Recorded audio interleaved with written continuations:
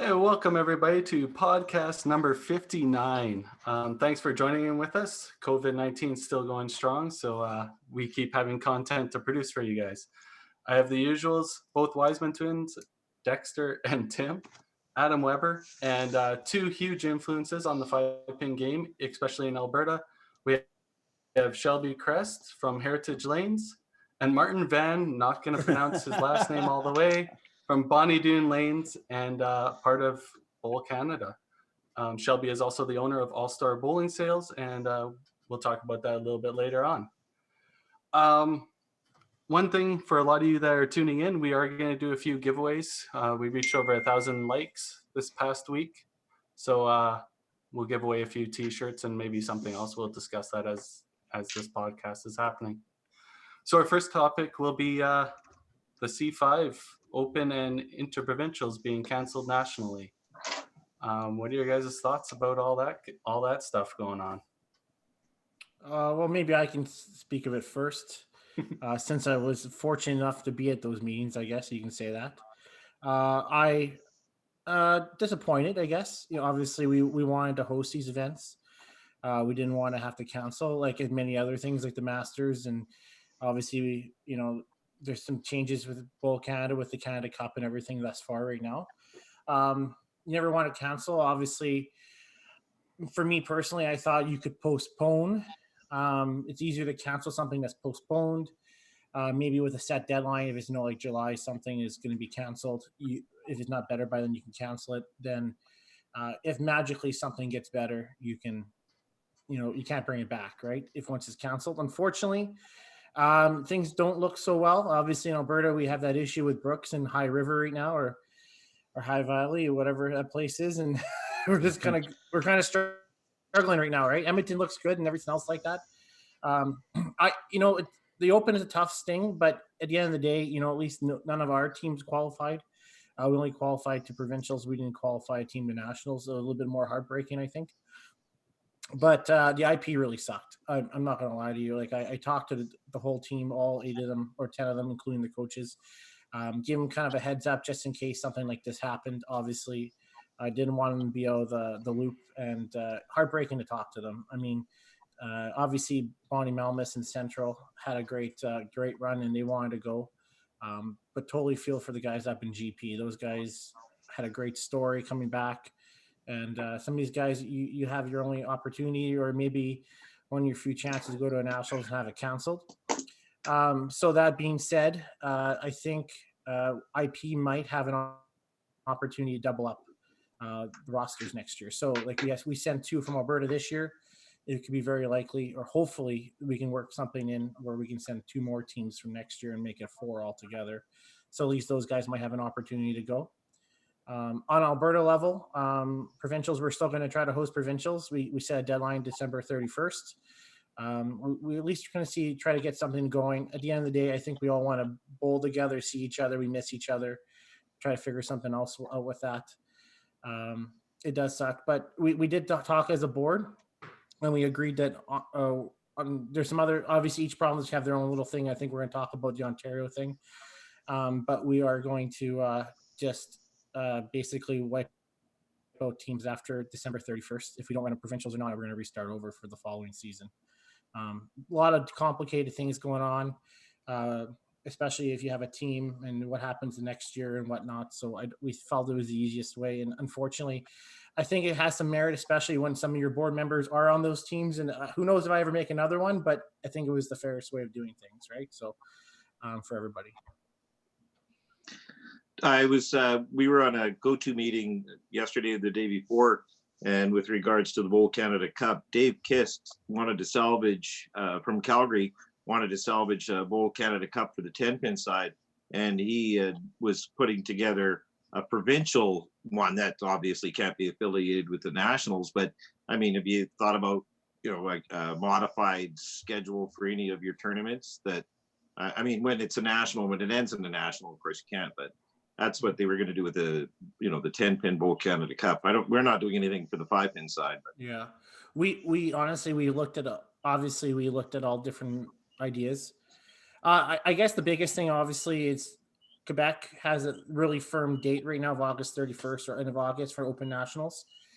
I don't know if they're going to be lifting it or we don't know, right? Obviously, we looked into a fall schedule.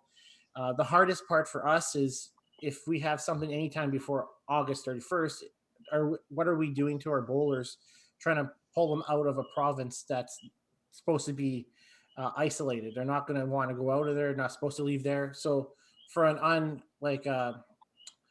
I guess, something that's not supposed to be leaving a province for, you shouldn't be doing it, right?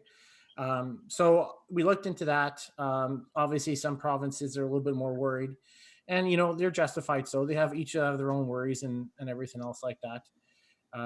I'll be honest with you, Alberta was for postponing and seeing where it goes. I mean, we kind of know it might be inevitable, it might be canceled anyways down the road.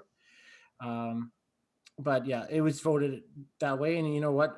That is the way it is. And with IP, obviously, that's a little bit different because they're going to go to Kelowna and Vernon next year, and they only have 30 lanes. So for them to have maybe a different schedule with double the amount of teams, it could be a little bit bigger, right? So yeah, we looked at almost a lot of things, Martin, and unfortunately, I think every association is kind of going through the whole same thing, right? So it's an unfortunate thing. We were still talking about, you and I talking about running a Western Canadians if things don't happen. Yeah.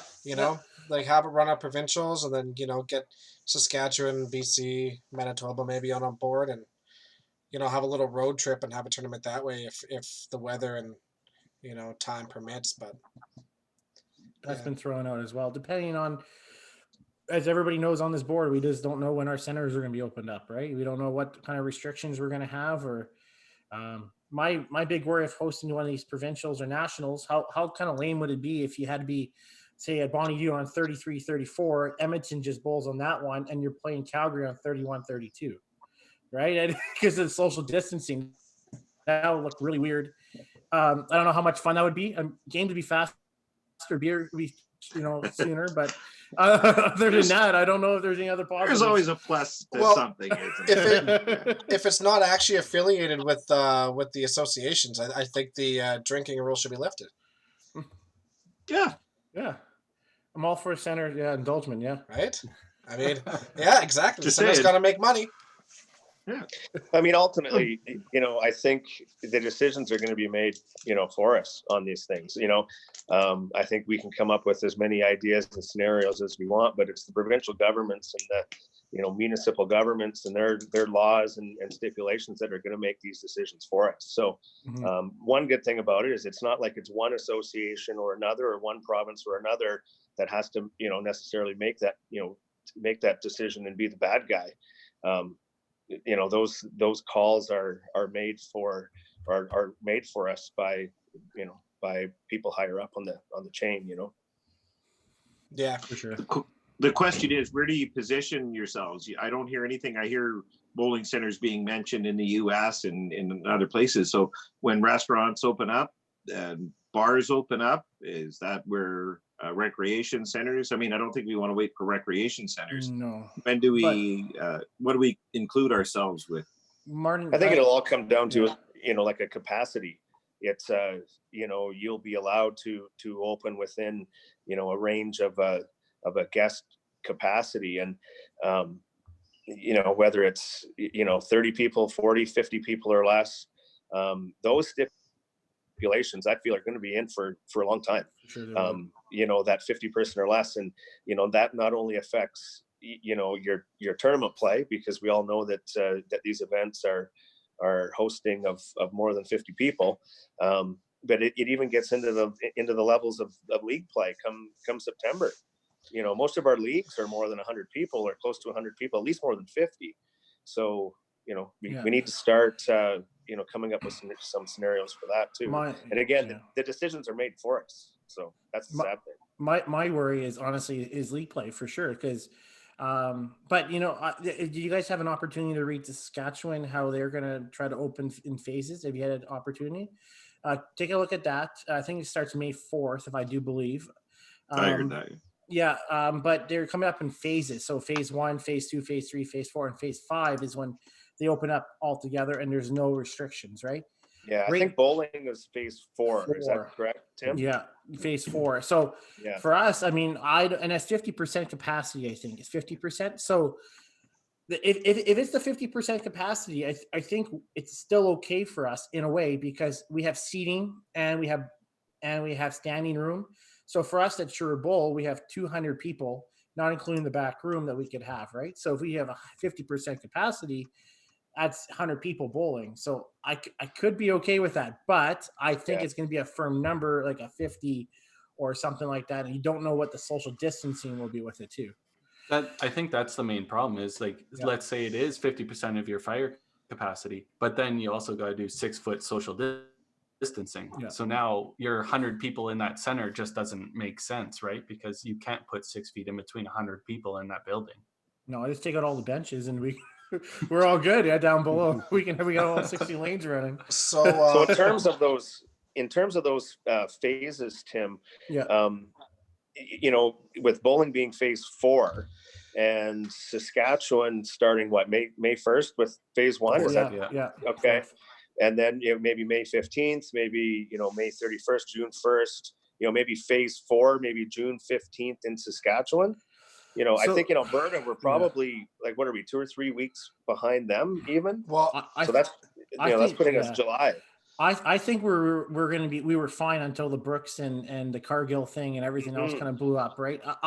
So Dex and I, and don't quote me on this, we have a good friend that's a counselor out here. I won't say his name, but he kind of gives us an in on some stuff, what's going on, because I can text him and he can let us know. And he said out here June 15th was what they were aiming for at Strathcona County. So that's a phase 1, June 15th? They were talking about here. This is before everything happened with Cargill, right? Obviously. Okay. So that could change.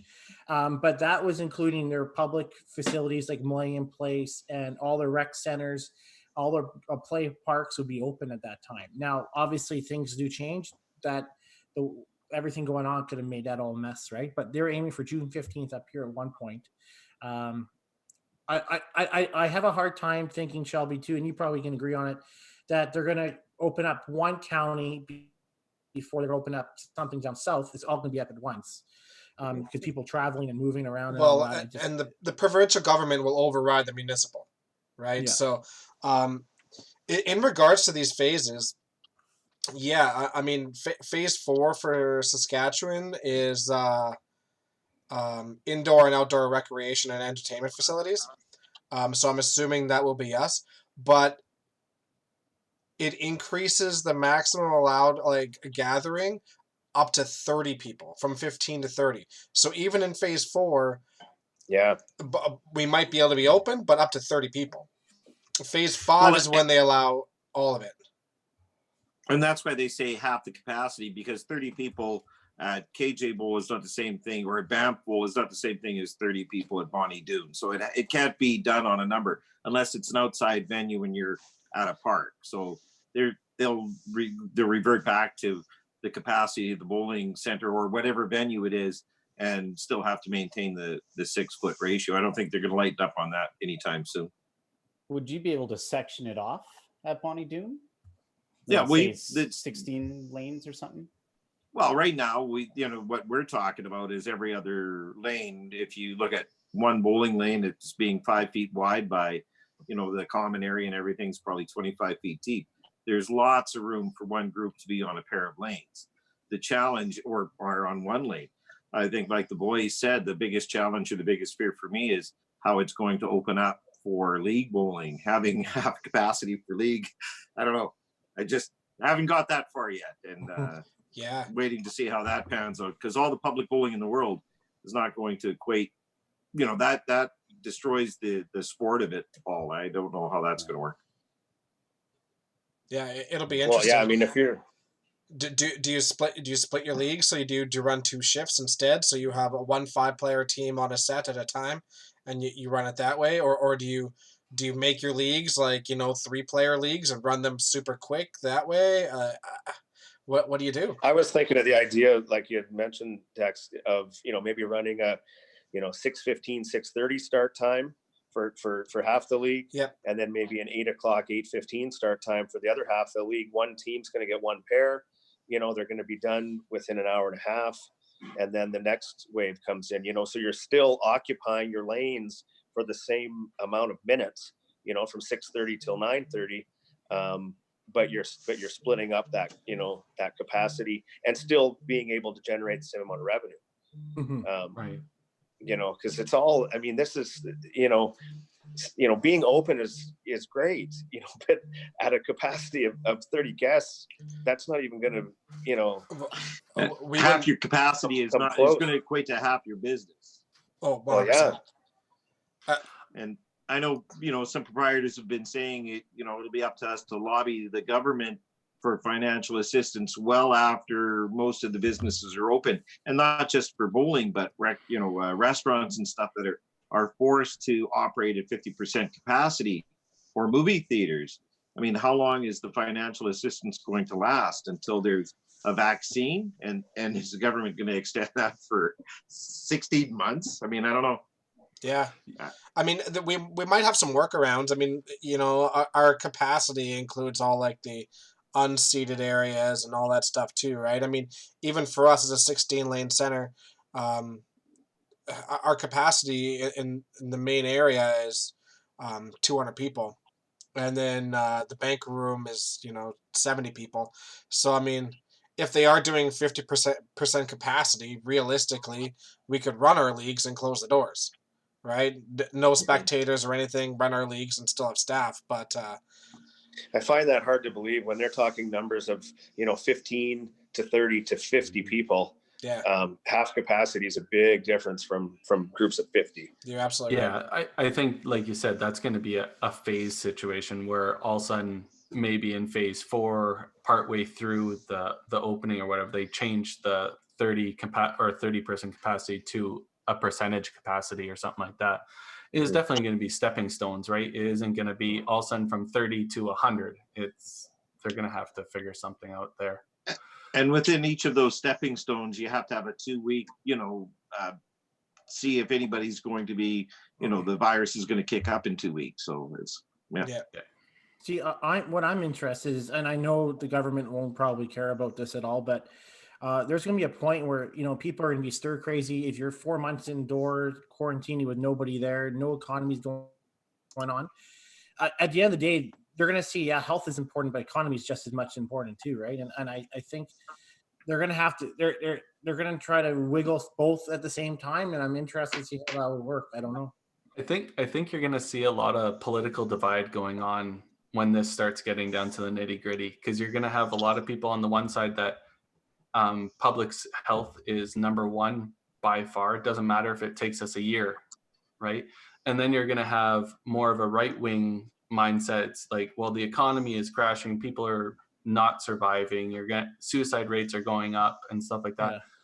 Are they going to push the envelope and open stuff up and risk a little bit of public health? You don't want to be the person making that judgment call, right? That's yeah, exactly. That's a tough call to make. And I think you're right, Kerry, when you say that people are either on one side of the fence or the other. They're either on the health side or they're on the economic side. I don't talk to too many people that are riding the middle of that fence. No. You either you're maybe, a businessman or from a business aspect, and you're looking at the economic side of it, and maybe you're not, and you are looking at the health side of it too. But, at some point, I want to hear somebody say there needs to be a meet in the middle. Yeah. Right. There has to be a way that, we can get things going, being health conscious. Otherwise, the cure is going to be worse than the disease here. And it's going to be there already, I think. And we're going to be feeling this for years and years to come. One of the second, go ahead. No, go ahead, Martin. One of the secondary challenges that we've talked about is the perception of bowling from the general public, the people that are more sensitive to germs, and they're wearing masks when they're driving by themselves in the front seat of the car and there's nobody else in the car. How are these people going to take going into a bowling alley, for example, where we're, in a lot of cases, they're using rental shoes and they're using, public bowling balls, even though we plan on, we are already, everyone is sanitizing their bowling balls, and some of the centers are even taking them off the racks. but there's going to be a percentage of the population that's just like, "Oh, I'm not going to go down there." They're already in a heightened gerb awareness, and the idea of using public bathrooms or going into a bowling center and using somebody else's bowling ball, I think there's a potential decline to the people that might be going bowling. And let's not forget, we're in Alberta, and with that oil crisis, there's going to be a financial burden on our people in Alberta. To even the recreational dollar, I think, is going to be hurting more than it was pre-COVID. So I think there's several things on the go that are going to impact us.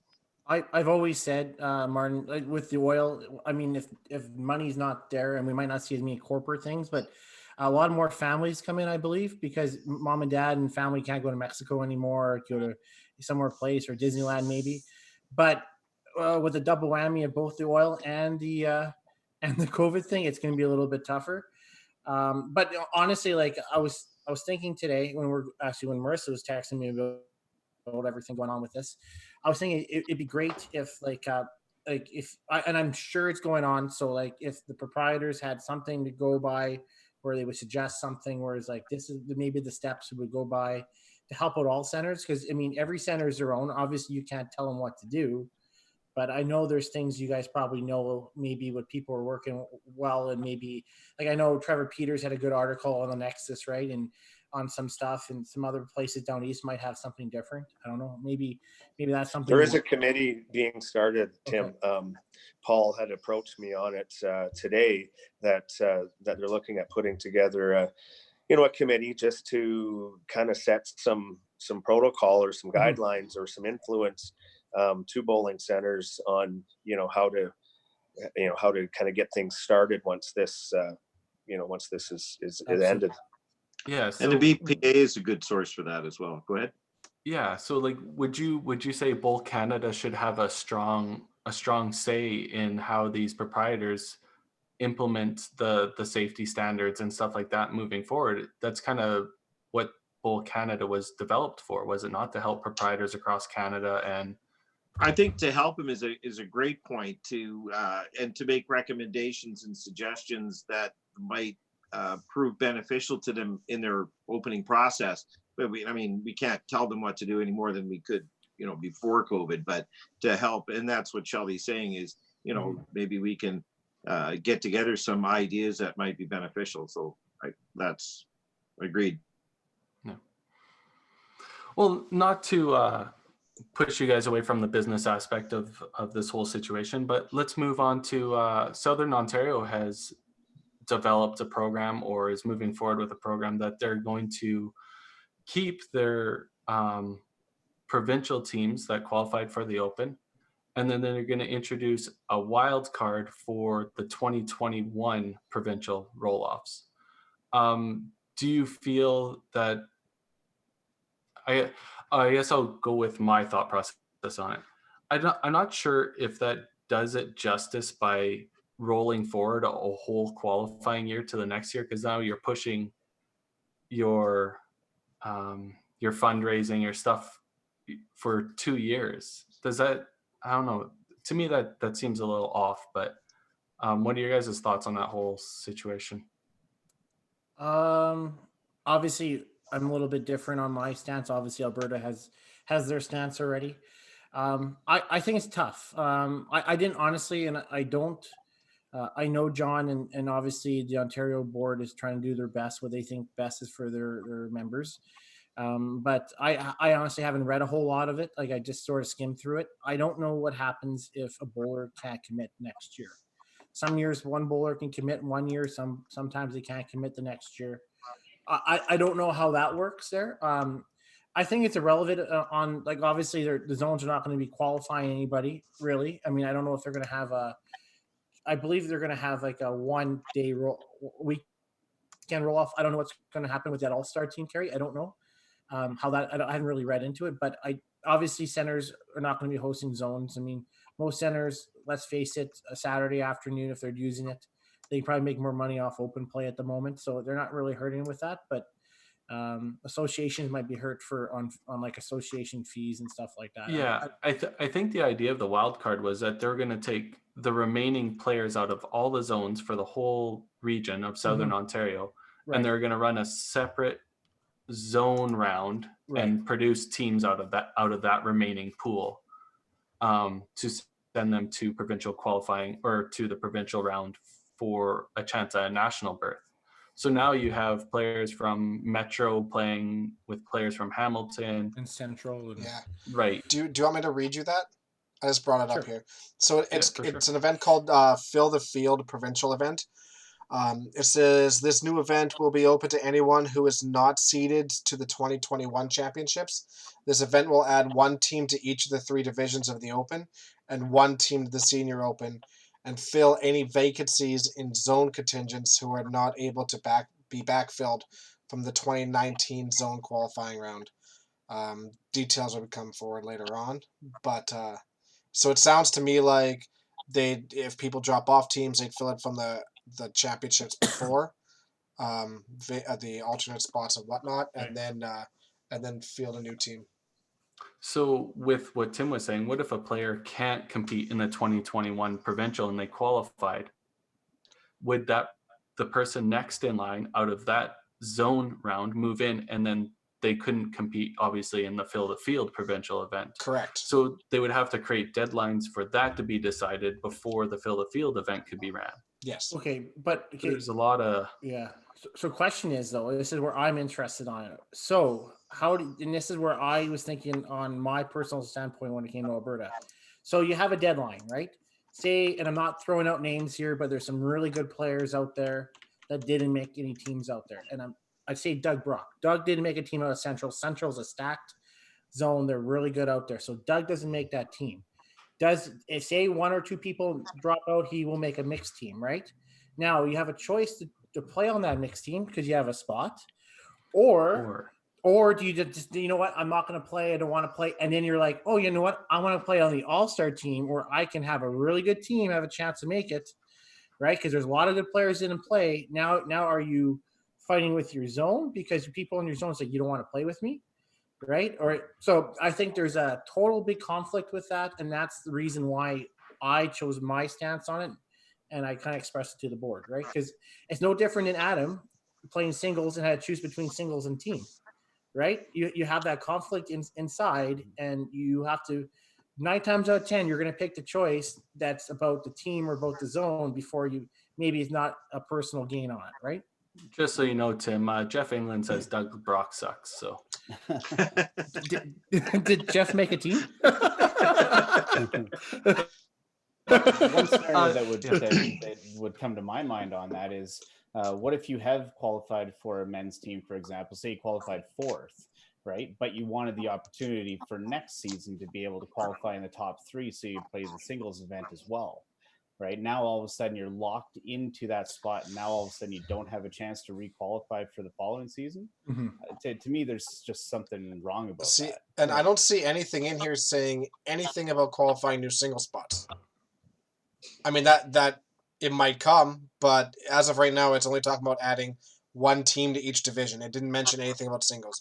There's no details out yet, but it's probably my personal stance on it is it just kind of toss this whole season away for COVID. Everybody else has, all the national events have, right? It's natural disaster, whatever you want to call it.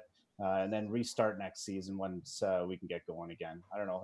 To me, I think it's just so much easier to clean the slate and just move forward on that clean slate. But that's my opinion. Yeah, like you could still run a provincial event and have your provincial champions. Like that's pretty prestigious to win that event in Southern Ontario already. Mm-hmm. Crown those champions and start the next season with a fresh mindset, fresh fundraisers, fresh everything. Like I said, I'm super biased on it because I feel that everybody should have an equal opportunity every year. You shouldn't, but I get it's a health issue that won't come up every year. Well, hopefully won't come up every year, and you don't have the snowballing effect going on, right? Yeah. I don't know. Yeah, and actually, you know what, Luke brought up a good point. Does the wildcard team get to send top 3 singles? Well, that's what we're saying. We don't think so. Yeah, I know. It doesn't mention anything in there. He did also say too, a big question that came up was with the coaching situation. So what if you didn't qualify last year, and then you got selected to coach, what happens then? Would you Give compete up your like? coaching spot. Well, I don't know. Do you have to give that up right away? Can you compete in the wild card spot, and if you make it, then relinquish that spot? I think there's enough coaches out there, or enough people that want to coach, or they can figure it out. I think you give the bowler the opportunity to play. I think it's just creating a lot of questions to answer that, and it is a unique situation. But I think they've done a wild card thing in the past, from what I understood out of some of the comments, and a lot of players didn't like that situation. So something that didn't work in the past, you're bringing it up for this situation. Is I don't understand the thought process behind it, but that's why I'm not the one making the decisions, I guess. I'm interested on the senior part too, right? I mean, that's kind of crazy too, right? So if you make, right, because there's that senior part to it. Yeah. Yeah. I mean, who knows? You guys have any thoughts on it, Martin and Shelby? Well, it's really easy for me. I got to go with Adam on this one. I think that, they won that year. It's over. It's a global pandemic. I don't think there's, that's what it's going to be remembered for. I can just see, more problems than it's worth. You start a new slate, but fortunately, I'm not making that decision either, Kerry. So, yeah. I'll take Adam's side with it too. I mean, from listening to your conversation and reading listening to some of the details that Dex is reading, I think we're creating a lot more questions than we are answers here. And I think it's unfortunate. It is, for those players that did qualify, and but it's nobody's fault. I mean, it's just, the old saying, it is what it is. I mean, it's, I think it's, let's just, wipe the slate clean, like you say. And think of all the people who are tied for first now. Whew. I would have won that year. Well, I was talking in podcast, and it sounds to me like Edmonton sweep this again. That's two. We've held all the trophies. Dexter, provincials are not run yet. Don't jinx us.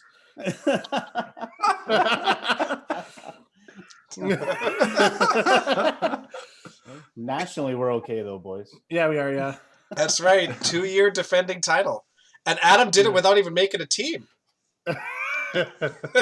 Three-peat still exists.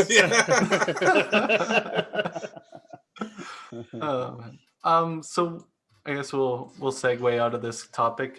So Shelby, you have got a company called All Star Bowling Sales. You want to do a plug here? Me? Yeah, let's do a plug here. For sure. Well, you know what? During this downtime, it has allowed me to ramp up promotion and marketing a little bit with All Star. I've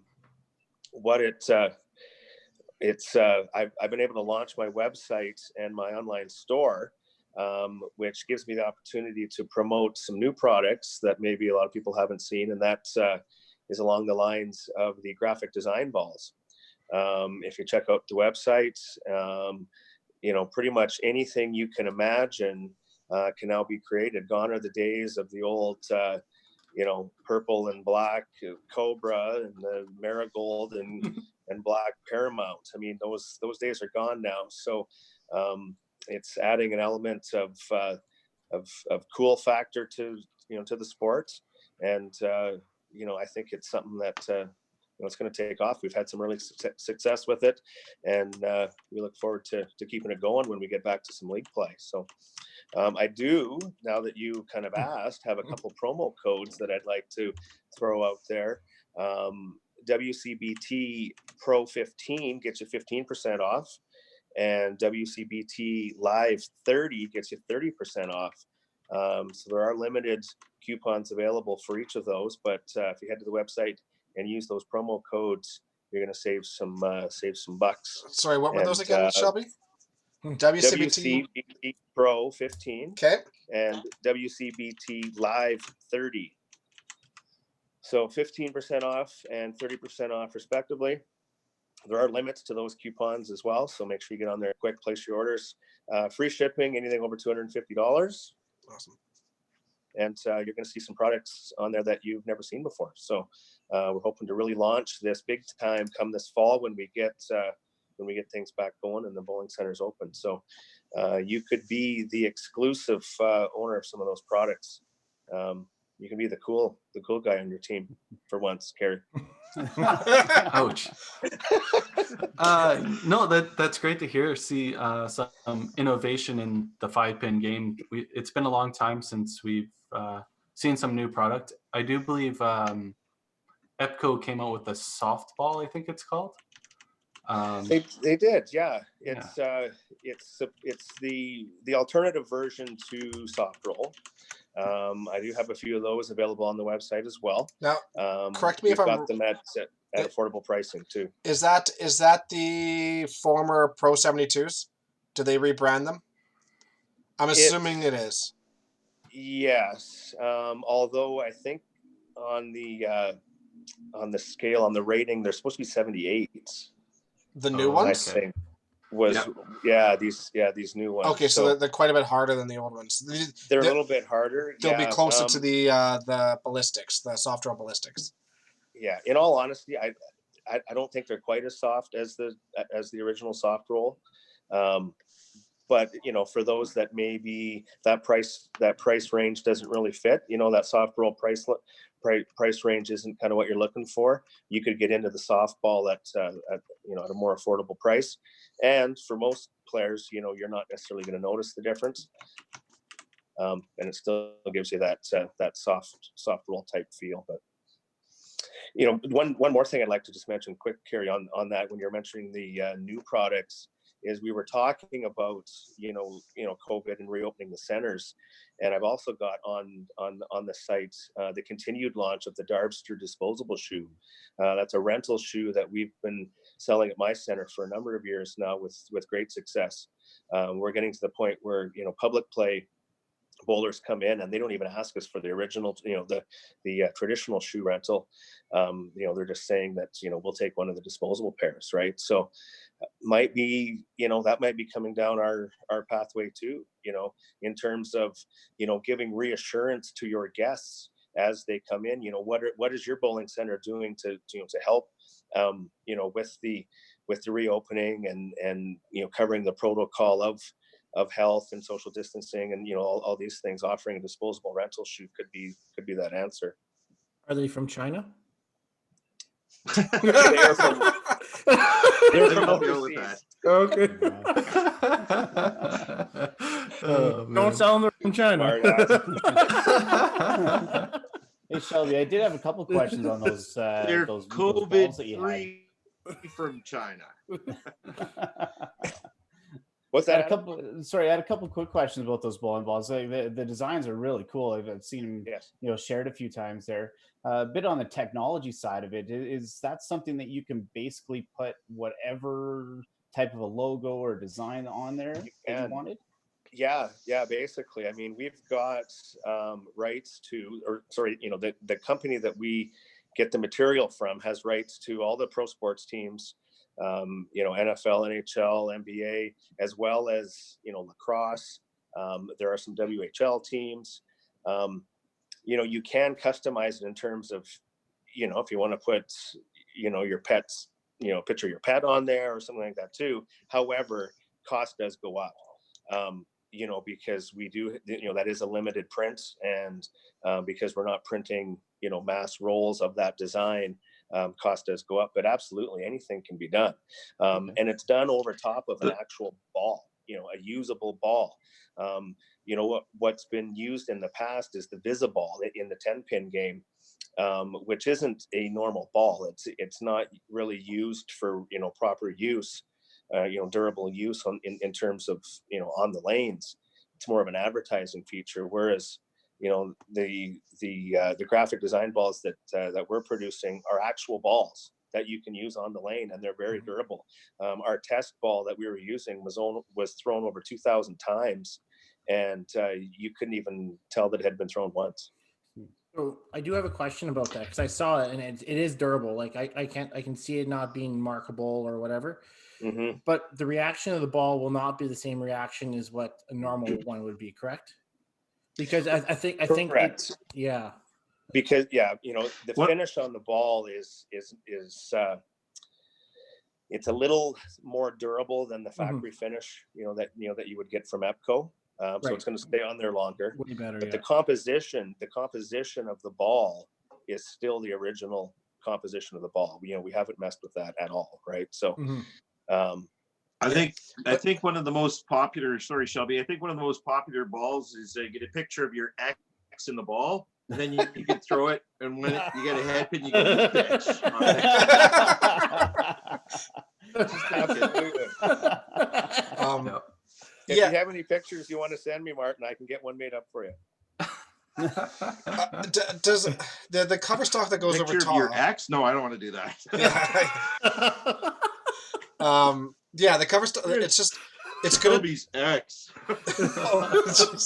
If you have any pictures you want to send me. Oh yeah, that's better. I'm just wondering what the friction's like with it, because I mean basically you're covering up the composition anyways, right? If it was a soft rubber, that won't matter anymore because the part that's creating the friction's above it. So I'm curious. I'd like to. I think we have one of those test balls, but I haven't thrown it.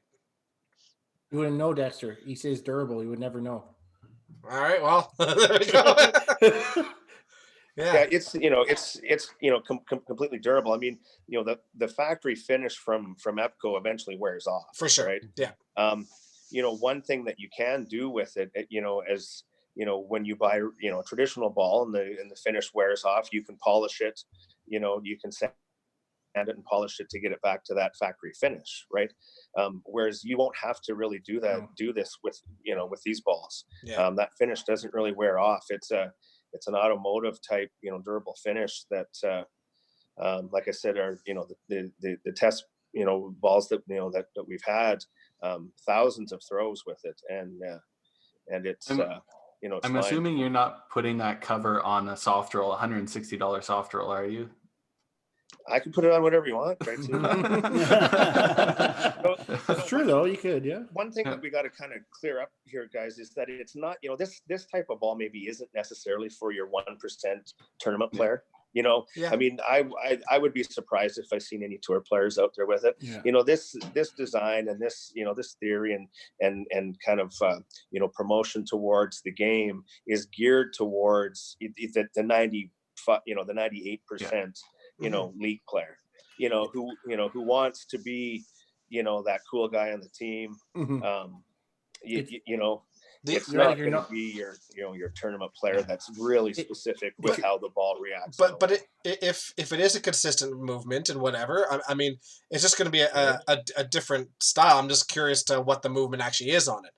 That being said, the only other ball that you throw it on a Paramount because they're going to be the cheapest you can buy, and the reaction is going to be the same with basically all the bowling balls. So you might as well throw it a Paramount.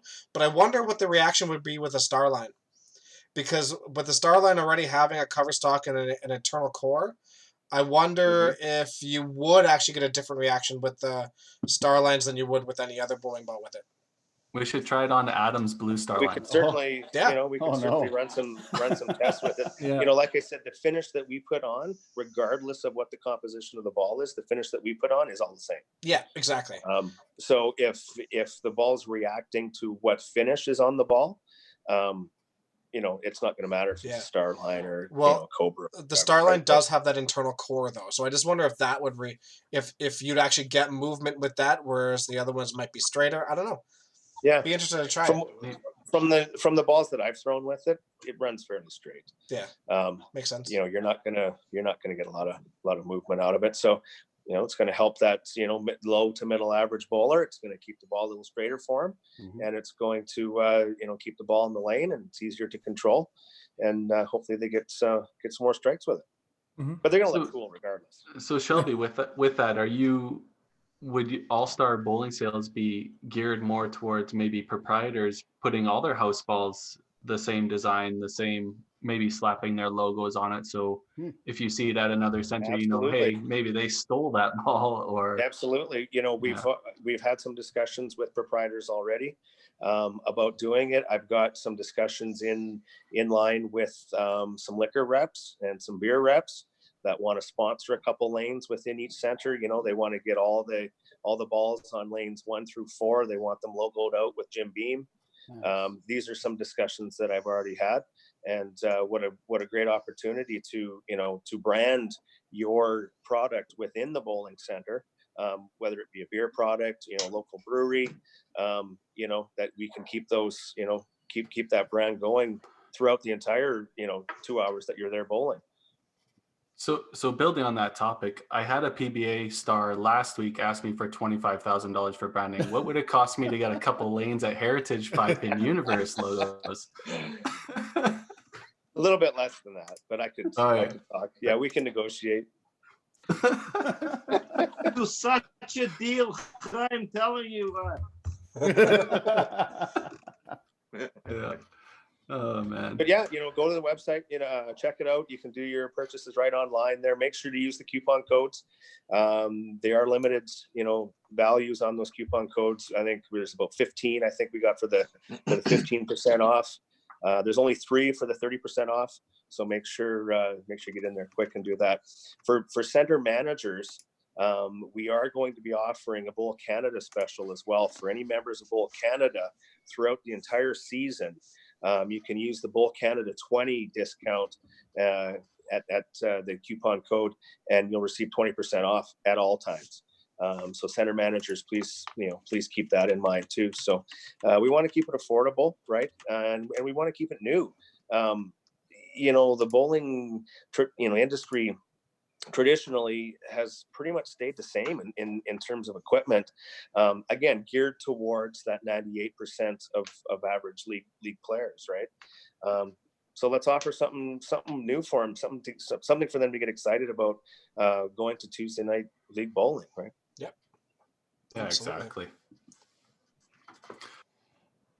So yeah, we're quite a ways into this podcast, so we'll kind of just do some random questions. We did have a question from a audience member here. I don't have it anymore. Do you feel that, I guess, the more competitive side of 5-pin bowling is more of just an athletic ability to play well, or is that a learned ability? Is that to me? That's to everybody on this cast. I guess I'll start maybe, and then you guys can kind of take over from there. I think there is a huge element of athleticism that needs to be, involved with it. I mean, you could, teach somebody, the technical side of it. And if you don't have natural hand-eye coordination, natural balance, natural rhythm, I think you're going to probably level out in terms of your improvement and your, overall ability. I've seen young kids before that, have never picked up a bowling ball, but are very active in other sports, basketball, volleyball, hockey, and excelling in those sports. Within 2 weeks, have been able to average 185, 200 in 5-pin bowling, and never picked up a ball in their life. So because they've got, natural hand-eye coordination, natural ability, natural balance, timing, coordination, all those things aren't teachable. Those are just, God-given gifts, right? And then if you take them aside and give them some skill sets and, give them some basic training, I think you really watch that curve, that improvement curve really, really skyrocket. Is that kind of what you're getting at, Kerry? Yeah, Oh, for sure. I think you pretty much nailed that. Multi-sport athletes make it way easier. If you're a multi-sport athlete coming into bowling, probably much easier. But yeah, it's definitely a combination of both. You need to have that natural athleticism. It's so hard teaching timing. Timing is so difficult, and hand-eye coordination too. So I mean, if you have those two things, then you get your basic training with it. You should be off to the races. But yeah. A little bit of a segue there. The difference between a lot of other sports and bowling is we do have the handicap system that allows even the physically impaired people to still compete on it. I know that's not exactly the question, but it does allow a competitive edge to people that don't have the physical ability, and it has the physical ability so you can, average like the Wisemans do that the rest of us don't have a chance at. So that's all I'm saying. I beat Adam 1 year in average for league, and now that holds true. And he quit. Yeah, he quit. And then he quit. That's not what the master's program said, Dex. Yeah, yeah. I'm still bitter about that.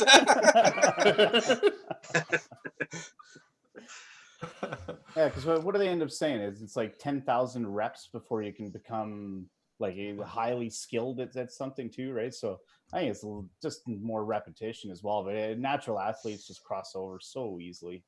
It's not going to help the 10 pinners when we end up playing them, of course, but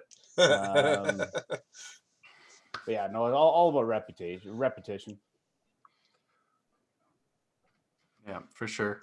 So I'm not sure if a lot of you guys heard. Last week we had Mitch and Nick Pate from the PBA Tour on, and we kind of were talking to Nick. He comes up to Calgary for their 10-pin tournament every year up in December. And unfortunately, it falls on Winnipeg weekend or Manitoba Open weekend that has been in the works. So we're going to have to, well, if we can fly back and forth at that point in time, who knows? But we're going to have to schedule maybe come back Sunday night and bowl those guys Monday or something like that. Have to figure something out with them. We'll find a way. Always good to take a 10-pinner's money. They got a lot more of it and they're American, so. Well, we've always said who's better, right? Or let's have a competition. And I still think we're going to have to handicap it somehow. Whether we end up giving them 20 or 30 points ahead or something like that, just from the scoreboard side, right? But Nope. no, No, it's going to be match play on 10-pin, match play on 5-pin. Whoever wins. I think we're going to have to set an amount of games, odd number of games on each platform and go for it. See what happens. We might get lucky. We might win a match on 10-pin. I highly doubt it, but if we can, we should be able to hold our own on 5-pin. But we can practice still though somewhat though. You have to think about that. Yeah, they can't. That's right. Well, Mitch can. But.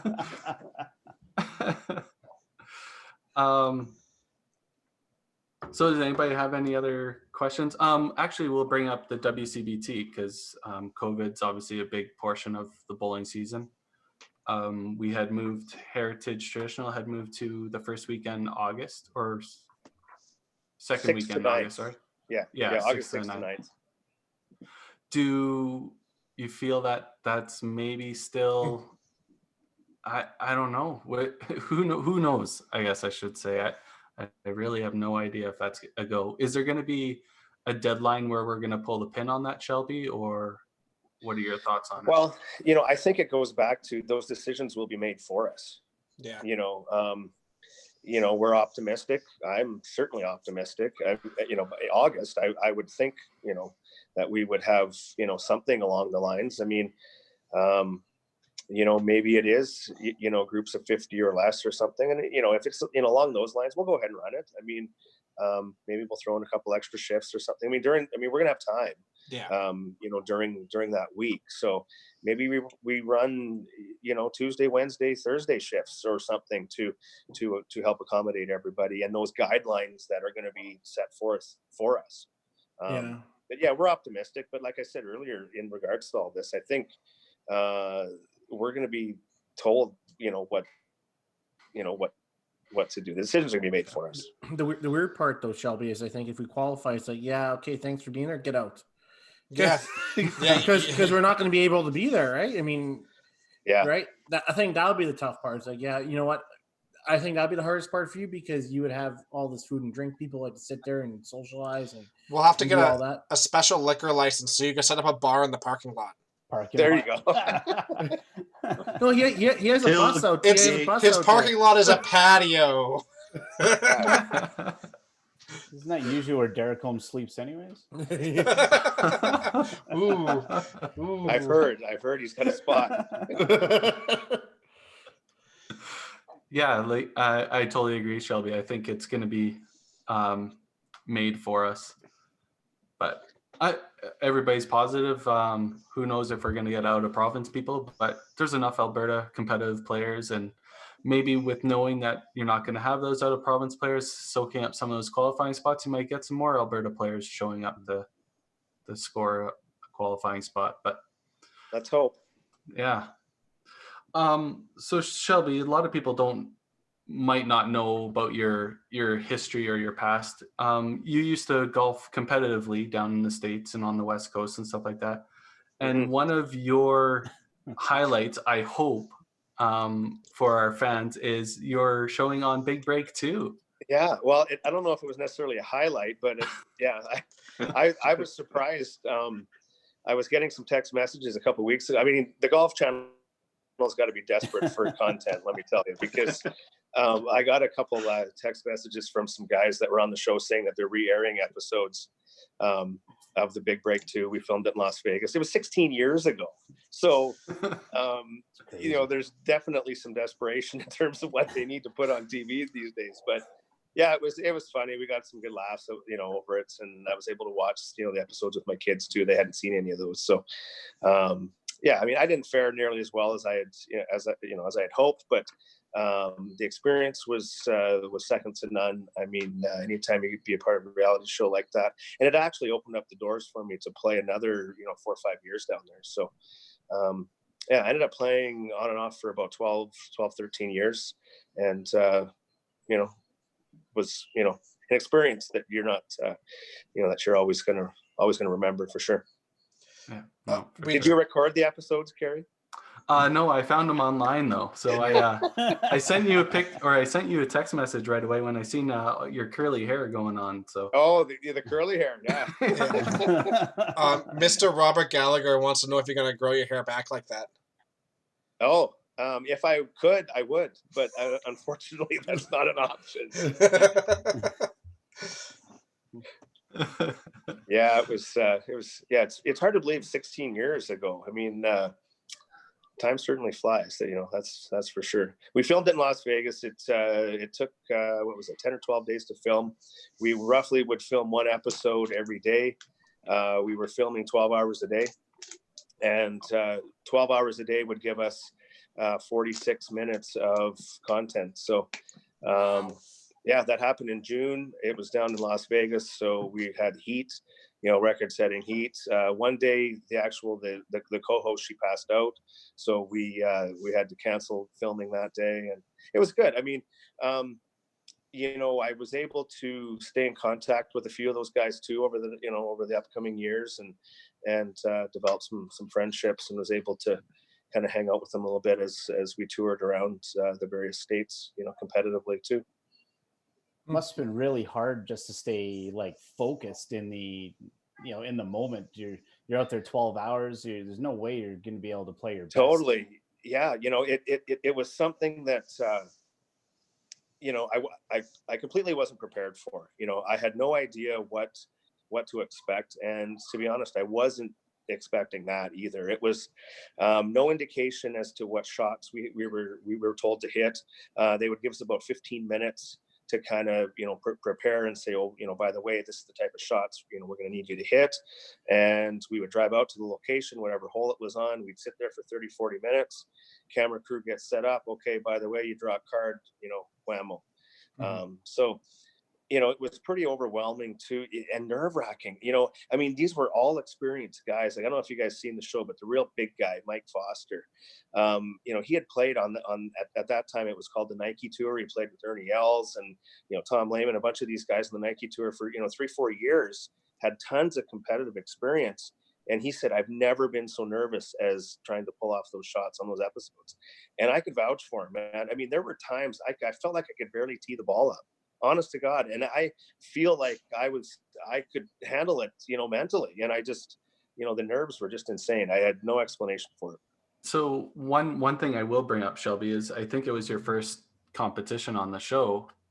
You seen the first guy hit, I think, driver over the green. Next guy hits 3-wood onto the green. And then you go up and they're kind of interviewing your side segment or whatever. And you're like, yeah, driver's too much, but you didn't go back to the bag. You just hit driver and you smoked it. Yeah, so the way that went down, it was just unreal. So the way it went down is I was number 2 on the tee. So the first guy went up and he had hit 3-wood, and I was hitting balls next to him, and I knew I was longer than him on the driving range. But where we had to park the golf carts was way down the hill, down the path, and they drew my name right away as being number 2. I knew I didn't want to get hit driver. But I was, again, uncomfortable and not confident enough in the situation in the moment to say, whoa, stop camera, stop rolling. I got to walk another 50 yards or 100 yards back and change clubs, right? I just didn't do it. So, what do? I tee it up, and of course you're amped up. You've got adrenaline, and I just absolutely launched it. It wasn't even close. I mean, it was embarrassing, but it is what it is. Oh, that's awesome. Pretty neat to see that. If anybody hasn't seen it, it's running on Golf Channel. I think they even have it on their website. You can pull up Big Break 2 episodes and stuff like that. Shelby's not on there very long, but the episodes he's on are gold. So. They were the most exciting episodes. 1 through 3, I think. Yeah, didn't they do a pan over Olds Lanes when you're like pretending you're working there, and you were working there at the time, right. but they went there and did like a little thing there. Yeah, I remember. Yeah, that. so what it was a day in the life feature. What does this guy do, right? And at the time, we all had regular jobs, and I was able to bring the crew up. They came up from Orlando, and they filmed a day in the life of, and I was able to bring them into the bowling center. At the time, I was one of the owners of Spare Time Bowl in Olds, and I introduced them to the 5-pin game. They knew nothing about what I was talking about, but we were able to get exposure to the 5-pin game to anybody that watches the Golf Channel in the States. So it was a nice little segment. I wanted to make sure that we included that because it certainly is a big part of my life. It was pretty cool. Awesome. I remember that. Yeah, it's never good foreshadowing when they show your clip in the first couple episodes. Hey, you get at least they're giving me all the airtime they can. Martin, I got a 2-part question for you. And I'm sure a lot of people around the country are kind of thinking, everybody knows Bonnie Doon, super high scoring house. I want to know, what do you personally attribute to those scores being so high? And how much money have you guys had to pay out in perfect games? We quit paying out $1,000, I think, last year, because that was it 2 years ago or something. We had 6 perfect games or something. But anyway, there's 3 really big factors that make up for the high scores. Certainly the lane conditions, getting synthetic lanes. I mean, that's a slam dunk. And another big factor is when you have the Wednesday match play there, or even the Tuesday match play, when you get a group of high caliber bowlers all pushing each other, it just creates more good scores. I'm a big fan of the G2 band, the Gignac band that Bluefenau sells. It wears out maybe a little bit faster, but I feel that it's got some great scoreability. When we looked at pinfall, which wasn't as scientific as I would have liked, but we looked at the progression of when we put in lanes and how the scores increased. When the bands were finally reproduced again a number of years later, the scores went up again.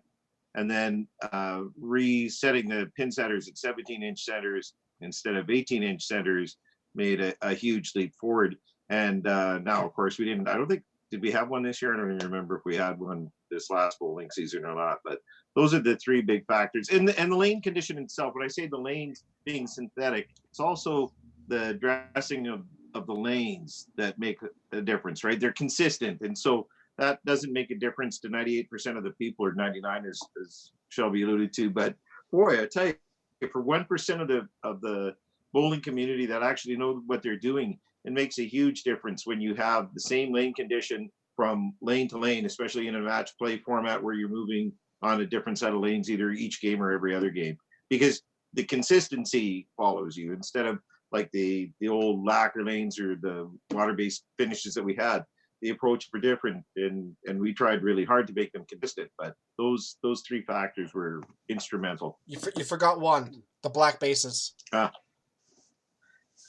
Statistically not as big, but you're right. We did graph those too. The reason why I say that is because Nebs obviously was the first center to go to the 17 non-center bases, but they kept the white bases, and it was like the hardest scoring center in Canada for like a couple of years. And then they switched over to the black bases, and pinfall changes dramatically. When you put the black bases in with the 17 on center, Elmira can attest to it too. Elmira did the same thing. As soon as they put the black bases on with the 17 on center, it was like, well, I mean, Jeff threw a perfect game the next day. Like literally the next day. So I think that combination is huge. And like you said, Crucial. Now that the approaches are so consistent. A lot of confidence going in every week as well. And just knowing that the scoring's there just makes it that much easier. Yeah, exactly. Okay. Yeah. Yeah, no, yeah. Shelby's gone. Shelby's gone. Tell us what you really think, Tim. Don't hold back. Well, we did get another question though from our people here. It says, question for Dexter: are you married yet? And that's from Gary Goulash. No. What guy was asking that? Gary Goulash. Yeah, Gary. But to be honest with you, Martin, like I know you guys done a lot of work there, and you guys do a lot of maintenance on a regular basis there, right? So, yeah, people think it's high there, and I totally get it, but they also put a lot of work back into it too. I mean, they're always trying to work with things, and like one of the biggest things I agree with is that if your approaches are heavy, you can never finish your shot. I mean, I know some of these guys like heavy approaches, but I think if your approaches are consistent, and your approaches have always been consistent with the new overlays, right? So I think that heavy's fine as long as it's consistent. Yeah. The other thing that I would feel remiss if I didn't mention it is the higher end bowlers. You know, you often hear people, they're always complaining, and I've never really felt like that. They might be always complaining or voicing it, but if you listen to that competitive bowler, they throw more games. They have a better feel for it. You can, if you're doing something right or wrong, yes, you've got the mathematical stuff you can look at, averages and that kind of stuff, but there's insight from a high-end caliber bowler that is, if you're listening to them, that can assist in the conditions of the lanes in the house. I mean, there's complaints that go with it, but when you're listening to that group, it can be helpful. I'll be honest with you, Martin. You're in a losing situation with higher average bowlers, no matter what. I mean, I had Adam in our center for a year, and it was brutal. But all I have to say is that there's it's torn, right? You guys have the best scoring center in the country, and I will always say that. I haven't played in Elmira. I know that's a great scoring center. Paradise is a good scoring too, but they don't have the black bases. But I always found it wasn't the scoring. I don't think it was the scoring that frustrated me down there. It was the fact is it was so good scoring down there that the average player out there can be just as good as me that day, right? That's my personal thing. Maybe that's true, right? Because you're average. Well, yeah. but it just the scale kind of, instead of us being like with the higher I mean, yeah, we can average 300 there, we can average 290, but I felt like the separation was just a little bit closer. I found with that, and I when we play the Open there, or the Play Masters there, I'm probably more nervous playing there than anywhere else, just because I feel like I just feel like it's a crapshoot. Anything can happen, right? And it's nothing to do with Bonnie Doon. It's just the fact is that everybody plays really well there. Well, and honestly, it creates a different style of game. Like it's a little bit different because honestly, I'm there and I'm just trying to do whatever I can to not punch. Punches, it's like it's bad because punching bad. Punching is exceptionally bad when you hit the side and you get a ton of strikes. Everybody else is throwing strikes. The last thing you want to do is leave you something where you can't even spare it. So that's why I love Heritage, because you can punch from anywhere. Literally anywhere. Oh, he's back. Hey, you know what? I heard Heritage has brand new pins and bands just for the Heritage Traditional, so the score should be just perfect. You are correct. Brand new. They haven't even been thrown on. Black bases yet? Black bases? No. Come on. We Dexter, don't we're not to get back, Dexter, about your head pins. Brad Titcat actually practices sparing up his head pins. I don't know what his percentage is, but he actually works at sparing head pins on a regular basis. So, Well, and he can actually spare it up. You know, I watched Adam Hagen at Open qualifying 2 years ago. Hit the left 2-pin and he got a strike. Yeah. Just for example. Yeah, just yeah. So what is it about the 2-pins that when you hit them just right, that they can literally shoot across the lane and back to the original spot? It's nothing that I've ever seen anywhere else in 5-pin bowling, but just Bonnie Doon. I don't know. I'm not, to be honest with you, I can't really answer that. There's, our pin cushions are different than where the machines came in from. They're 24 inches back, but we use a rubber conveyor belt. And I've seen where they sort of come off the pin cushion and back up. That would probably be, I would ask one of the bowlers, how do you get that? Because I don't know what the trajectory of those balls or those pins are. It's not the balls, but I don't know. It could be, if they come off the pin cushion, that would be it. Martin, definitely the pin cushion. No. Is it? Yeah. No. But Martin, we'll talk about it after podcast. Okay. I'll tell you exactly why that's happening. Okay. Yeah. But when you're throwing like the spare aces or the head pin, you are trying to just clip the 2-pin so it goes to trajectory to the middle of the backboard, and it comes back almost every time at Bonnie Doon, especially on certain lanes. Like when we played the Wednesday match play league, we always played on the far end. So 47, 48 were really good for it. 43, 44 were really good for it. It was just certain lanes that you knew you had a serious shot at sparing a head pin or even aces when you needed to. Yeah. There is a reason. There is a reason. Yeah, but Kerry, I think rotation and speed makes a big difference on it too. Like junk on it. Oh, for sure. Speed for sure. Yeah. I remember this. I know Blair's not on Facebook, so it's okay to talk about this. But we're playing Wednesday match, and we're in 47-48. This is back when I was younger, so probably about 19, 20, and we're playing there. And Blair's facing me in the last night of the quarter. It was like 28th week. And in that league, you can't, if you don't make singles or teams, you're done for the year, right? For playoffs. And I punched 10 and I thought I lost. I had to beat Blair. Blair throws a double and he's like, it's pretty much locked. I hit the right 2-pin on 48, swung around, lassoed them all, spared it up, threw a strike, and he plowed. I beat him by 1. And he threw his balls and bags in his shoes, didn't say goodbye, and just left. And to this day, he still doesn't want to bring it up. But I always wondered why he quit bowling. I guess that explains it. Truthfully, it's his elbow, but we'll go with that.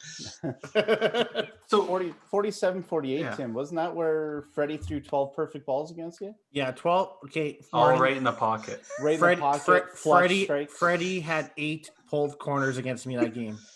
8 pulled corners. And every time he just walked it off, he knew it was happening.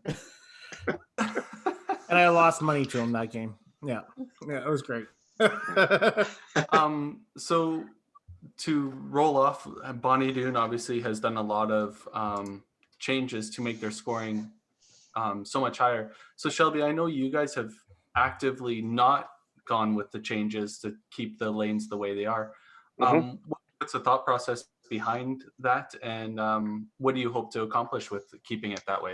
Well, I think more than anything, it's just staying true and staying traditional. We still feel that that we do provide good scoring. We provide fair scoring. Typically, tournaments and events in our center, the player that throws the best and the most balls in the pocket wins the tournament. You're still going to punch. You're still going to leave corner pins. Corner pin sparing is still a part of the game. It's always been a part of the game, traditionally speaking, right? So I don't think, we've got any ideas or any, thoughts in, small bases or anything like that. I think our league players will like the fact, that, maybe on a percentage basis, maybe our averages would be, a small percentage, lower. If they're traveling to provincial events or any events outside of our center, they're going to have an advantage potentially, right? But I don't know that the 17-inch centers and the small bases necessarily help all levels of players. I mean, any time that I've, played on those lanes, or I've been in competitions with players or seen players, I mean, for instance, my daughters have played a number of provincial events on those 17-inch center small bases. And I almost think it hurts the, the slower ball speed, the slower side, the smaller size ball. I mean, they get a lot of those corner pins where that ball's jumping in front of that deuce now. There's a lot, higher deflection rate. And, so I don't know that it necessarily helps all levels of skill. I think, your harder throwers, your higher averages, I think it certainly helps. But again, the majority of players aren't averaging over 250. The majority of the players are averaging, 170 to 180 for men and 150 to 170 for ladies, right? So we don't see any real benefit to the majority of the players. The 17s, I think the black bases are huge, Shelby, to be honest with you. Like, and I only say that because I saw a huge difference with us, and it wasn't. Don't get me wrong, I was a big component of not doing it at the beginning. I was worried about it, didn't want to do it. But then at the end of the day, I looked at it and it was like, let's try it, and it was more pure hits. The pure hits went because remember I'm not old enough to remember the old wood pins and all that stuff, right? But it kind of gave the same kind of effect as the old good scoring back in the day. I found that way, or what I've heard. I just found like the pure hits, the seniors with the black bases have been huge on the 18-inch centers, because they carried, instead of the wobble, they'll just fall down. And but as for the average player like us, like 9 times we might not get one corner a game, or maybe every 2 games instead of like a strike or whatever. It's relevant, I think, but it was a little bit way better for us on that aspect. I think from like a competitive side, or let's say a scratch bowler side, I like Bonnie Doon and Heritage for their own reasons, right?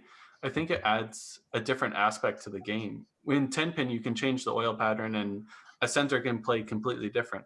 Where now these 2 centers are both on synthetics, the exact same synthetics, but they play completely different. And I think that adds a nice change to the game, where you don't go to the center knowing you're going to play the same shot and score the exact same you do at every house. I think that was a detriment to the game. So that the changes are a nice feel to it. For sure, I agree. I also think it's all relative. To not to again, 98% of your bowlers, plus 30 over their average is still plus 30 over their average. It doesn't matter if their average is at Bonnie Doon or if their average is at Heritage Lane, right? It's I don't think your average league bowler is necessarily going to know the difference. I mean, if I was to put them in, this September, they would know the difference up until probably Christmas, and then they're used to the difference, and it's all relative again. Everyone's average is going to go up 15%, 10 or 15%, or whatever it is, and then it's all relative again, right? So I think you probably would see, some benefit for year one. And then after that, it's all relative. So I think we want to stay with our traditional roots. It's the way the game was developed. It's the way the game was created. And I still feel that our center is one of the most fair. The players that win are the players that put the ball in the pocket the most, and the players that spare the corners the most are the ones that should win, and they usually do. But Shelby, How do you feel about that, Dexter? It's not the corners there. It's not the corners. I would take corners all day long. What is it? Teach me how to not throw chop-offs there. I'll throw left, I'll throw right, I'll throw up the gut, I'll move back, I'll speed up my ball, I'll slow it down, I'll throw a hook, and my end result is a chop-off. It's Every time. It's the amount of oil. It's the amount of oil. Exactly. Okay, I got that off my chest. Chinook went through the exact same thing for many, many years. They had those lanes so over-oiled that balls just simply don't get the backhand movement. So it's the only thing. I absolutely love that center to death. I've had a lot of success there. Me too. But those chop offs just drive a person crazy, and that's the only thing in my opinion. Is a little bit less oil, you get a little bit more back end movement. All of a sudden, I guarantee scores would jump 10, 15. Don't hit it so thick, boys. What's our You guys are game? pros, man. To be honest with you, I haven't had You a guys problem are there. Well. pros. If No, I the throw problem it, is if you I hit throw it- it you hit a thin, pocket then I and will you get bury that corner. But on a side note, I carry like going back to what you said about the two different centers. I thoroughly agree with you. At the end of the day, I think as a bowler myself, I take pride in playing it well at every center. There's a lot of people who just get labeled to play. They play well at certain centers, and I think I've played well at almost all my centers, or fairly well, or had some success. If you look back at my Masters win, I have 6 now. They're all in different centers, so I'll take a little bit of pride in that, right? And I think that's Let the me way give I you a like golf analogy, boys. Let me US give you a golf Open? analogy, guys. They don't play the Tucson Open every week on tour. Okay, That's right. the big events are held on tough courses. The U.S. Open, even par wins the U.S. Open, not 22 under. So the pros figure it out, boys. Like said Shelby, I've had plenty of success there. Two years ago at the Open Provincials, where literally I averaged 300. The next highest average like 260. Right? It's definitely so there. You've done it. But it's such a rarity to have somebody go lights out there, right? Happens there's every always time score. at Masters, except There's for always this year, score. right? This year there was nothing. Yeah, this year, but the year prior, Gary Baird shoots 25 and a half. that was me. Yeah. But like, you know what I'm saying? Like Oh, Gary's there's done it, Tim's tons done it, there. you've done it. I don't know. I like the discrepancy, and you can say there's a lot of chop offs there. But like Shelby said, you have to learn to adjust and find it. And Dexter's lit up that place before, so it's just that one weekend it didn't work, or maybe had a couple of years in a row. I could say that about Regina. I've been horrible in Regina for the last 3 years. It's clearly a good scoring house. It's just the way I'm playing it. You just need to figure something out. Unfortunately, Sometimes it's the Indian, not the arrow, guys. There's one thing that is Was that politically correct? I mean, sometimes it's the indigenous, not the arrow. Well, if there's one thing that is consistent, I will play every potential tournament that I could ever play at your house. For sure. Thank you. Regardless of that score. We love having you guys. We love it. We love, I always feel excited when you guys come in to the center too, because I want to see how the center holds up. I don't want to see it get, beat to pieces either. Right. I mean, I want you guys to throw well and to post good scores. And usually there is, there usually is somebody. So. So just so Dexter and Adam are aware, Justin Langrock throws a shot out. If you throw the ball flat, you're gonna chop all day. So keep that in mind, boys. Is that not Justin's go-to shot? His ball just kind of floats out there. Dexter, did you hear Shelby says he enjoys us having her? He said Saturday Masters not a problem now. That's what he told me. That's what I got out of it. That's negotiable. Moving on. Okay. I was thinking Sunday at 6 a.m. How about that? I'm okay with that. We're still up. Okay. That's fine. Yeah.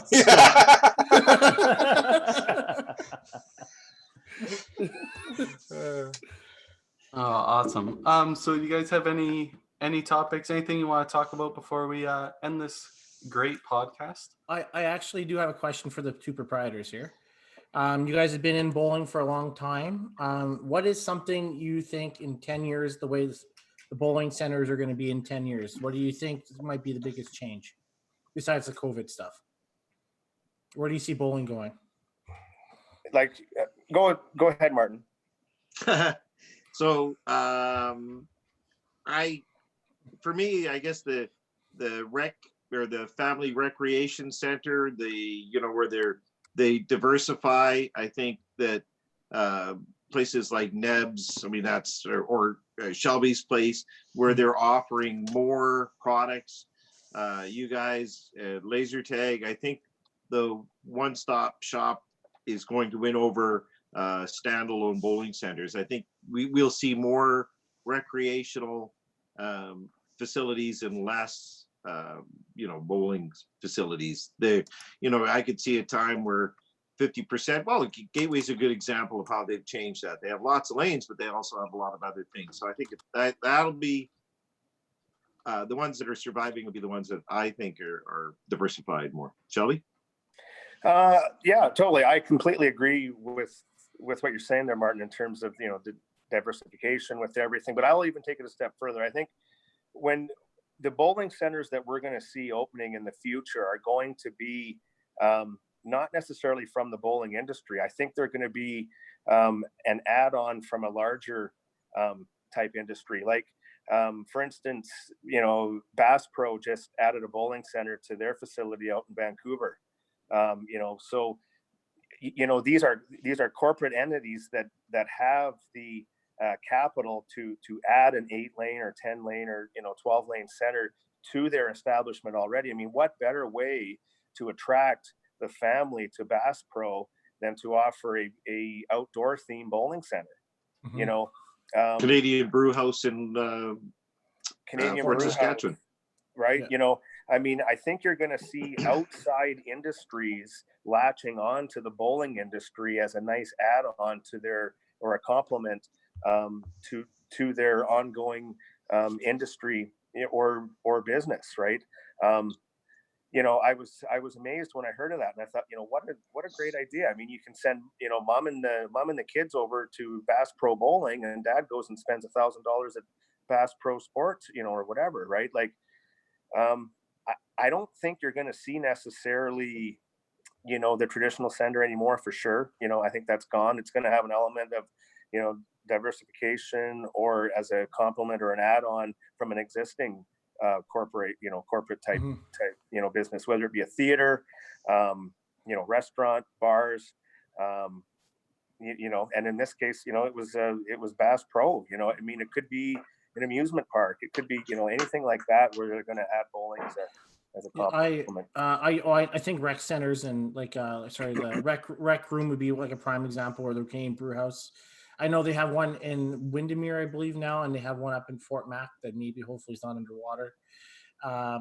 And I know, for example, like where the Ice District is and where Rogers Arena is for us, they are building one of their phases there. There will be a brew house there, and it will have a bowling center right connected to Rogers Place.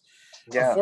Unfortunately, that's going to be the end of, like, if this goes this way. I still think you're going to have some traditional centers, but you're all your championships and stuff, you probably see a lot less, right? So, and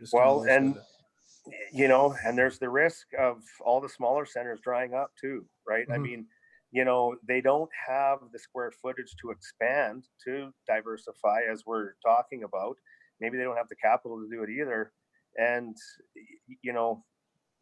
we're losing more centers every year instead of gaining more centers. And the centers that we're gaining are not league-based or tournament-oriented type centers. They're strictly entertainment centers. Mm-hmm. Yeah, it's my opinion anyway. My thought. For example, Plaza, Trevor's done a fantastic job, and he's really has very little of what you would call a traditional sort of a format. Their beer and rec, and he didn't do an entertainment one like I'm describing. He kept it as a traditional bowling center. He's just, got a lot of draft beer, and he's introduced food, which was a challenge for him, but it's, it's a different format. He focuses on events, which is great. And he's got he's a good location right next to Nate, post-secondary facility there. So, focusing on events. I mean, your public play is going to drive in your money. So if you don't have room to diversify, having those events is a great substitute for sure. Could you almost equate it to when glow bowling kind of came into the industry, and now it's basically the norm? Yeah. Mm-hmm. I think so. Glow bowling allowed traditional proprietors another revenue stream, right? Instead of closing after league play at 9 o'clock or whenever that 9 o'clock league at that time. I was a kid when there was 7 to 9 o'clock leagues, and that 10:30 to 11 o'clock league would be done. we'd be closing the doors and, turning out the lights, right? So it's given, additional revenue stream for sure. I think glow bowling has kept the industry alive. Agreed. If it wasn't for glow bowling, I don't know that we'd even be having this conversation right now. So, I think with the addition of the entertainment facilities and the add-ons, from other corporations, I don't know that it's necessarily preserving the game in such a way where it's league play and tournament play preservation. I think it's just, it's an extra revenue stream. So I guess you could equate it to the glow bowling days. Other than, to me, the glow bowling days when they started, that helped preserve the game, because that opened up the game to a completely different demographic too, right? Mm-hmm. Yep. So before we wrap up this podcast and let you guys go, which you're more than welcome to stay after, we usually talk a little bit after the podcast, but it wouldn't be a podcast without visiting Dexter's Rulebook Corner. So I'm gonna pose a question to each person on the podcast before Dexter actually gives us the final answer. Oh. But if somebody throws a ball, punches the head pin out, and the head pin comes back onto the deck and stands on its base, is it a down pin? And we'll start with you, Adam. Is it free fall or is it a string? Give an answer for both. Okay. I wouldn't know that it would be different for both, to be honest, but I would have to classify it as an up pin. Yes, it may have left the surface, but if it's still standing by the time that shield comes down, I believe it's an up pin.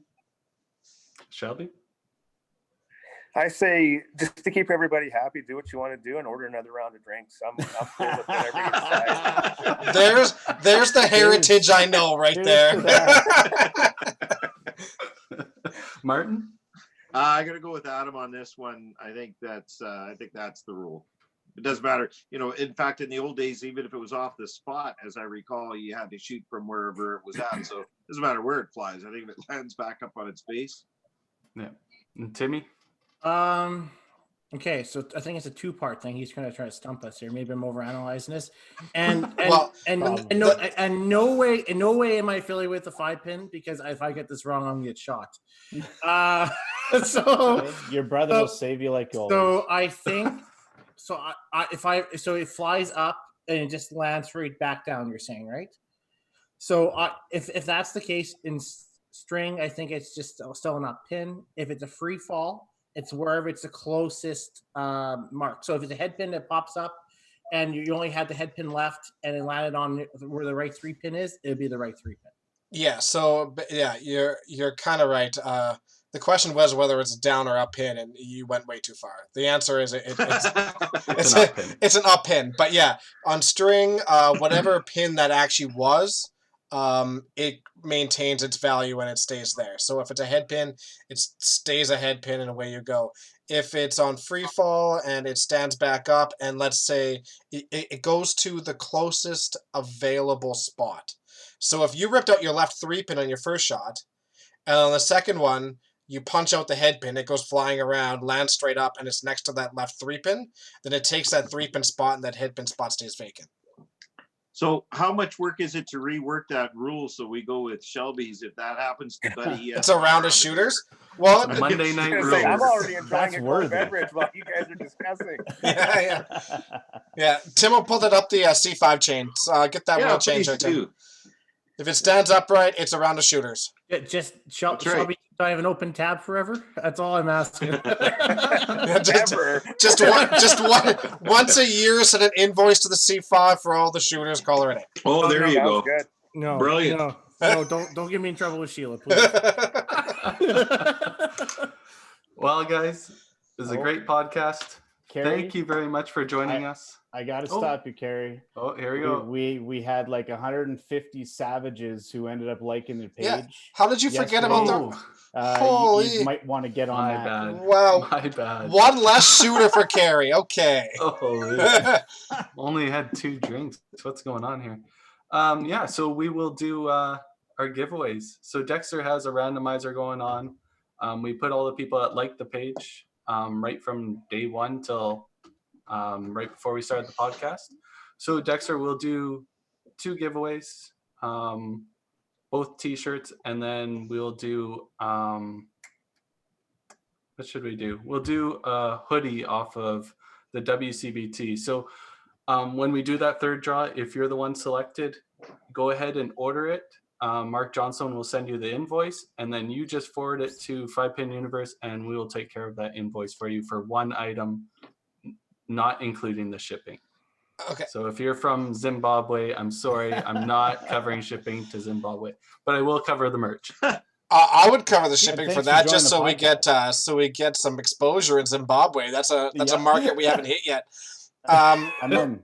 If you want to do it, go right ahead. Okay, so are we doing 3 draws? Yes, we're doing 3 draws. Three The first 2 complete- are just T-shirts. Okay, so 3 from completely 5-Pin random draws, Universe. not a 1, 2, 3. It's a 3 completely draws. Okay, Can't win twice. all right. That's right. Okay, Just a question: how many people are from Zimbabwe on our podcast? We have no idea. All right. There is Probably Here we more go. than Just- one. Just check. analytics. all right. I'm doing this. So there's like there's less than a % chance, that's for sure.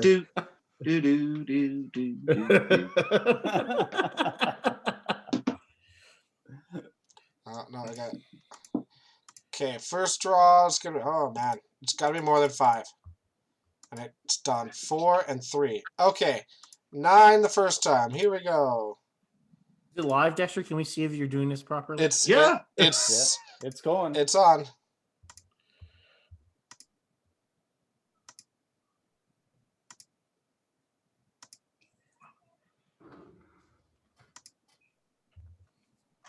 I was falling asleep here. All right, our first winner is Brian Martin. Oh, really, Brian? Right. Nice. From Edmonton. Yeah, there we go. All right, Shipping will be cheap on that one. need to copy this again. Okay. Ryan O'Callahan said he just transferred to Zimbabwe. But either way, Thompson, Manitoba, and Zimbabwe, they're both the same length. So Same shipping cost. yeah. Yeah. All right. Second round. 6 times. Oh, man. Should I order another round of drinks, Dex? Yeah, Absolutely. Oh, that's it. Absolutely. Sponsored by Heritage Lane. All right, final draw. Final draw. We've got William Pryor. Where he's from? Not too sure. We'll have to figure that one out. We'll send you a private message there, William. All Get your right. details. And our Last one. final one. For the hoodie. Well, hey, they good could they have don't ordered have, a like, 10 towel. prizes. Why did you give away a hoodie? You gave away a hoodie. No, I said any piece of merch on there. You I no, didn't you say you hoodie. Oh, you okay. actually said hoodie. Ah, dang it. It's recorded. Yeah, you go back. You 100% said hoodie. You edit that. That's fine. You love Uh, editing. Only if it's in stock, by the way, because I do believe it's limited supplies on hoodies right it's now. All special right, order last that was draw. canceled. 7 times. By the way, 7 times. Martin had a birthday yesterday, so happy 60th to Martin. Yeah, As happy nobody birthday, knows. Martin. Happy belated. And I get a gift. That's kind of nice. I want a hoodie. Hey, well, Tracy liked the page, so maybe, yeah. Talk to Mark Yeah. Johnstone about that. What? Okay, final draw. Here we go. And the winner is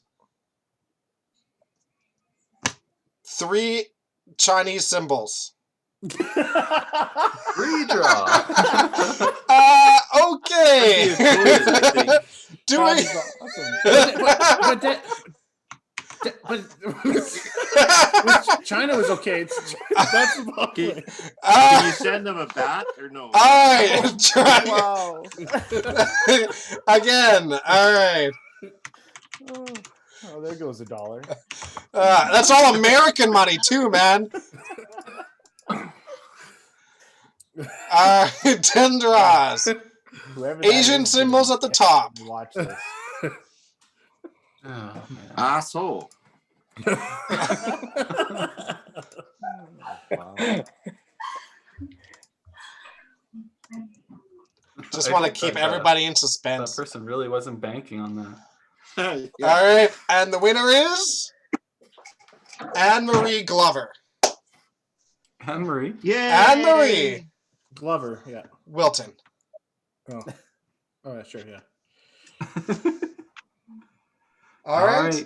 We will send you guys the details, and we'll get that those items. Thanks for liking our page and following us. And if you want to support us more, go to patreon.com/5pinuniverse. And we're going to try and do more of this stuff. Obviously, the podcast will happen every week. We'll try and get more and more guests. But we'll also try and do maybe some tutorial videos and stuff like that. I know we keep saying that. The COVID thing kind of put that on hold, but maybe we can get Dexter testing bowling balls with his durometer or something. All right.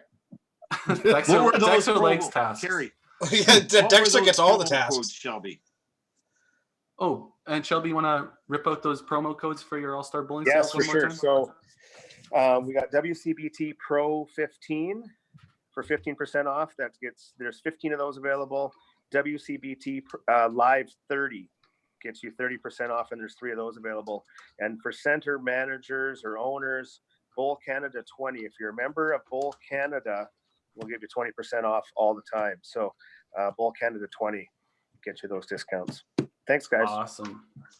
All right. All right. Thanks, everyone. That was great. Thanks so much for coming on, boys. Thanks for inviting us, fellas. It was a pleasure. Anytime. Thanks, guys.